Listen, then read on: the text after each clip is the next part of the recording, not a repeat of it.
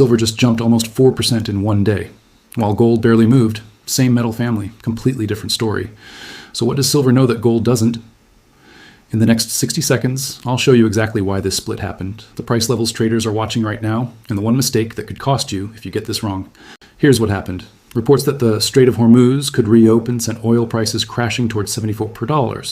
Gold ticked up less than 0.5% to around $4,096. But silver?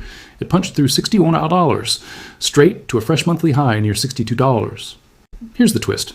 Normally peace is bad for safe haven metals, but this time, lower oil means lower inflation expectations, which means the Fed is less likely to hike rates. That's rocket fuel for silver specifically.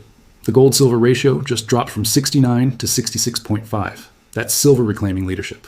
I'll watch $62 on silver.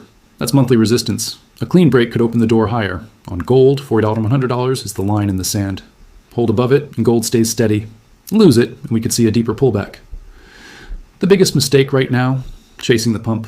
Silver just moves fast, and fast moves attract fast reversals. Don't buy just because it's trending.